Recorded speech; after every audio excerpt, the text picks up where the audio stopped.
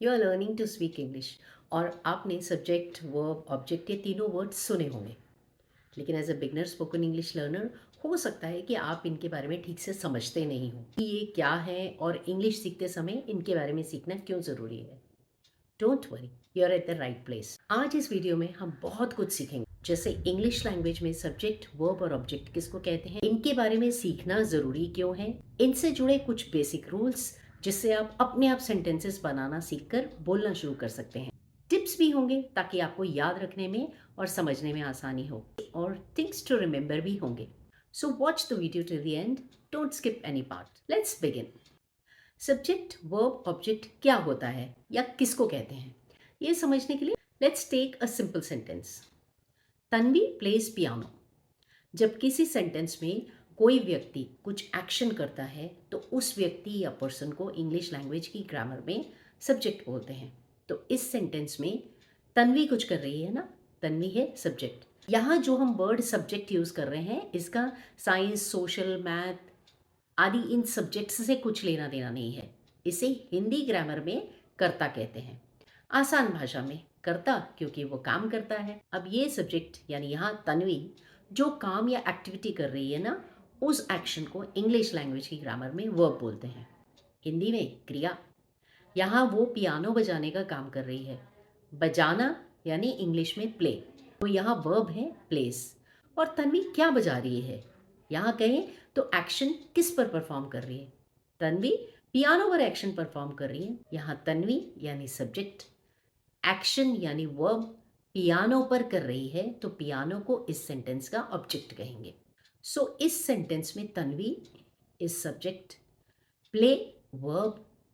यहाँ प्लेस बना क्योंकि तन्वी एक व्यक्ति है, एक वचन है, सिंगुलर है, इसलिए प्ले से प्लेस बना।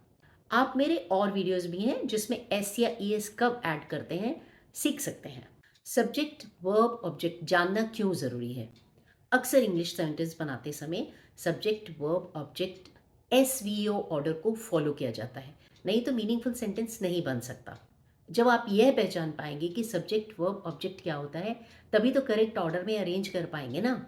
आप जब शुरुआत में रेडीमेड सेंटेंसेस बोलना शुरू करते हैं ना, तो ही समझ आने लग जाएगा कि ऐसा क्यों बोलते हैं। जैसे राहुल बॉट अ बुक, इस सेंटेंस में राहुल सब्जेक्ट है यानी कर्ता, या वह व्यक्ति जो कुछ कर रहा है, क्या एक्शन कर रहा है, खरीदने का एक्शन, खरीदना यानी बाय। बाय से बॉट बना, बाय की सेकंड फॉर्म है बॉट, तो यहाँ वर्ब है बॉट। सेंटेंस में वर्ब की जो भी फॉर्म हो ना, वो एज इट इज उस सेंटेंस का वर्ब कहलाता है। अब खरीदा, लेकिन क्या, अब बुक, तो यहाँ बुक होगी ऑब्जेक्ट। बॉट एक्चुअली बाय की पास्ट फॉर्म है, हम किस समय की बात कर रहे हैं उसके अकॉर्डिंग वर्ब की फॉर्म्स बदलती हैं, या कहें कि वर्ब की फॉर्म से पता चलता है बात किस समय की है, या हमें टेंसेस समझ में आने लगेंगे, क्योंकि टेंसेस का वर्ब्स के साथ बड़ा स्ट्रॉन्ग रिलेशन है। तो यहाँ सब्जेक्ट राहुल ने बुक ऑब्जेक्ट को खरीदा, वर्ब बाय। आप बिगनर हैं और इंग्लिश बोलना सीख रहे हैं, तो अब आपको यह समझ आ गया कि सब्जेक्ट वर्ब ऑब्जेक्ट किसको कहते हैं। सब्जेक्ट वर्ब और ऑब्जेक्ट के कुछ बेसिक रूल्स भी समझ लेने चाहिए, क्योंकि आप हर तरह के सेंटेंसेस बना पाएंगे। अब ये सोचकर परेशान ना हो जाए कि इंग्लिश ग्रामर सीखनी पड़ेगी। ये रूल्स सिर्फ ग्रामर सीखने के लिए, समझने के लिए नहीं है, बल्कि आपकी स्पोकन इंग्लिश में शुरुआत से ही हेल्पफुल होंगे। रूल 1, इंग्लिश सेंटेंस में वर्ड्स का अरेंजमेंट का ऑर्डर है SVO। SVO यानी सब्जेक्ट वर्ब ऑब्जेक्ट। हिंदी में हमने कहा मैं आम खाता हूँ, इंग्लिश में कहेंगे आई ईट मैंगो, यानी आई सब्जेक्ट आएगा, ईट वर्ब आएगा, फिर ऑब्जेक्ट यानी मैंगो आएगा। ऑलवेज रिमेंबर, जो काम करता है वो सब्जेक्ट, काम क्या किया वो वर्ब, किस पर काम किया वो ऑब्जेक्ट। हिंदी में हमने राहुल ने किताब खरीदी बोला, यानी subject object and verb order हो गया। बुक बॉट बोलेंगे तो गलत हो जाएगा, इसलिए राहुल बॉट अ बुक बोलना है। कुछ और एग्जाम्पल सेंटेंसेस से समझते हैं कि दोनों लैंग्वेजेस में क्या फर्क आ रहा है। उन्होंने पिज्जा खाया, they ate pizza, they subject, ate verb, pizza object. उसने लेटर लिखा, he wrote a letter, subject verb object. बिल्ली ने चूहे का पीछा किया। The cat chased the mouse. हमने मूवी देखी। We watched a movie. उसने कार ठीक की। He fixed the car. ठीक करना, फिक्स समथिंग। दादी कहानियां पढ़ती है। Grandma reads stories. देखा इंग्लिश के हर सेंटेंस में कैसे subject the doer, verb action and object the receiver of the action order में ही सेंटेंस बना है, क्योंकि इसी ऑर्डर में प्लेस करने से ही एक मीनिंगफुल सेंटेंस बन पाता है। तो अब आपको सब्जेक्ट वर्ब ऑब्जेक्ट समझ आ गया और यह भी कि इनको सेंटेंस में किस ऑर्डर में अरेंज करना चाहिए। अब आगे रूल 2, वर्ब सब्जेक्ट के हिसाब से बदलता है। सिंगल यानी सब्जेक्ट सिंगुलर है या प्लूरल देखना होता है। जैसे ही ईट्स, वो खाता है, लेकिन दे ईट, वे लोग खाते हैं। ही ईट्स क्योंकि ही, शी, इट या सिंगुलर सब्जेक्ट के साथ वर्ब में एस या ई एस ऐड किया जाता है। जैसे eat eats, play plays, go goes, push pushes. We, you, they या प्लूरल सब्जेक्ट के साथ एस या ई एस नहीं ऐड करते। दे लाइक टी, बस वर्ब की फर्स्ट फॉर्म जैसे है वैसे ही लगाना है।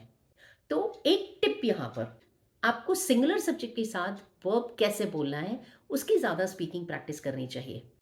यहाँ एक और बात समझ लीजिए, आई यानी मैं भी तो सिंगुलर होता है ना, लेकिन आई के साथ कभी भी वर्ब में एस या ई एस ऐड नहीं करते। आई लाइक टी होगा, आई लाइक्स टी नहीं। वैसे आई से जुड़े और भी रूल्स हैं, वो हम अभी नहीं देखेंगे। ऐसे ही यू चाहे एक हो या एक से अधिक, यानी सिंगुलर हो या प्लूरल, हमेशा प्लूरल की तरह ही ट्रीट किया जाता है। एक व्यक्ति यू के लिए यू लाइक टी, और एक से अधिक व्यक्ति है तो भी यू लाइक टी होगा। तो वैसे अब आपको वर्ड सब्जेक्ट ऑब्जेक्ट ये वर्ब वर्ड्स सुनने में नए नए तो नहीं लग रहे ना। रूल 3, क्वेश्चंस एंड नेगेटिव्स बनाते समय डू एंड डज ऐड किया जाता है। You play cricket, question do you play cricket. Negative sentence you do not play cricket या you don't play cricket. Singular या ही, शी, इट के साथ does लगाते हैं। जैसे डज ही ईट राइस, क्या वह राइस खाता है। और नेगेटिव है तो डज प्लस नॉट हो जाएगा, he does not eat rice या he doesn't eat rice. Plural या आई वी, यू, दे के साथ डू लगाते हैं। जैसे डू यू ईट राइस, क्या आप चावल खाते हैं। वैसे ही नेगेटिव बनाते समय भी डू नॉट हो जाता है। जैसे यू डोंट ईट राइस, आप चावल नहीं खाते। डू नॉट की contracted form don't, does not की कॉन्ट्रैक्टेड फॉर्म डजंट बोलने की स्पीकिंग प्रैक्टिस करें। रूल 4, सब्जेक्ट और ऑब्जेक्ट की जगह बदलने पर सेंटेंस का मीनिंग चेंज हो जाता है। जैसे the dog bytes the man, कुत्ता आदमी को काटता है। इस सेंटेंस में सब्जेक्ट है द डॉग, ऑब्जेक्ट है द मैन। अगर सब्जेक्ट और ऑब्जेक्ट की जगह बदल दें तो क्या होगा, the man bytes the dog, यानी आदमी कुत्ते को काटता है। तो ध्यान रखें, सब्जेक्ट जो काम करता है, ऑब्जेक्ट जिस पर काम होता है। सब्जेक्ट और ऑब्जेक्ट की अपनी जगह है, वहीं पर उनको आना चाहिए। रूल 5, हर सेंटेंस में वर्ब जरूर होता है। वर्ब के बिना सेंटेंस अधूरा होता है। जैसे आई वाटर, ये सेंटेंस नहीं है। आई ड्रिंक वाटर, वर्ब ही बताता है ना कि काम क्या हो रहा है। You can check list of most commonly used verbs in English for more. अक्सर यूज होने वाले वर्ब्स की आपको लिस्ट मिल जाएगी। एक बार इन रूल्स को दोहरा लेते हैं। S V O order, subject verb object. Verb subject के हिसाब से बदलता है, ईट या ईट्स बन जाता है। क्वेश्चन और नेगेटिव बनाते समय डू या डज को यूज करते हैं। सब्जेक्ट और ऑब्जेक्ट सही जगह पर होने चाहिए। वर्ब जरूरी है, बिना वर्ब के सेंटेंस नहीं बन पाता। अब थिंग्स टू रिमेंबर, हमने यहाँ सबसे इंपॉर्टेंट बात क्या सीखी, कंपेयर करके देखा और समझा कि हिंदी में एक मीनिंगफुल सेंटेंस में वर्ड्स को किस ऑर्डर में अरेंज किया और उसी सेंटेंस को इंग्लिश में बनाते समय किस ऑर्डर में अरेंज किया। इसीलिए आप हिंदी में सोचते हुए, ट्रांसलेट करते हुए इंग्लिश नहीं सीख पाएंगे। भी हम कोई नई लैंग्वेज सीखते हैं तब आप सीखें कि आपकी लैंग्वेज में कही जाने वाली बात को दूसरी लैंग्वेज में कैसे कहा जाता है। आप अपनी लैंग्वेज के किसी एक सेंटेंस को इंग्लिश में कैसे कहते हैं अगर जानना चाहते हैं तो गूगल सर्च करें, हाउ टू से दिस इन इंग्लिश। दिस की जगह अपनी लैंग्वेज का वो सेंटेंस लिखें। यहाँ पर यह हो सकता है कि आपकी लैंग्वेज के सेंटेंस के हर वर्ड का मीनिंग देते हुए एक इंग्लिश का सेंटेंस क्रिएट ना हो सके, बल्कि आपको उसके बदले एक रेडीमेड फ्रेज़ ही मिल जाए या सेंटेंस मिल जाए, जिसको आप ऐसे के ऐसे ही यूज़ कर सकते हैं। फॉर एग्ज़ाम्पल मैंने हिंदी में कहा ज़रा सँभल के। ज़रा के लिए इंग्लिश में अ लिटिल, अ बिट बोलते हैं। लेकिन यहाँ इंग्लिश में सेंटेंस बोलते समय ज़रूरत नहीं है, सिंपली बोल सकते हैं बी केयरफुल।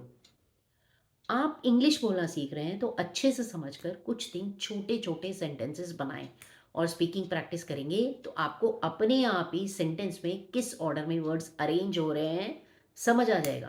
किसी भी सेंटेंस का सब्जेक्ट, वर्ब, ऑब्जेक्ट क्या है, आइडेंटिफ़ाई कर पाएँगे। कन्फ्यूज़न ही नहीं होगा ना तब। अब आप कमेंट्स बॉक्स में एसवीओ ऑर्डर को फॉलो करते हुए बस 3 वर्ड्स का एक सेंटेंस बनाकर पोस्ट करें। चलिए आपके लिए आसान कर देती हूँ। सब्जेक्ट यानी डूअर से शुरू करें। आपको ये वीडियो अगर ज़रा-सा भी हेल्पफुल लगा है तो लाइक एंड शेयर कर दीजिए। चैनल पर नए हैं तो अब सब्सक्राइब कर लीजिए। Keep watching and keep learning. Take care. Bye bye.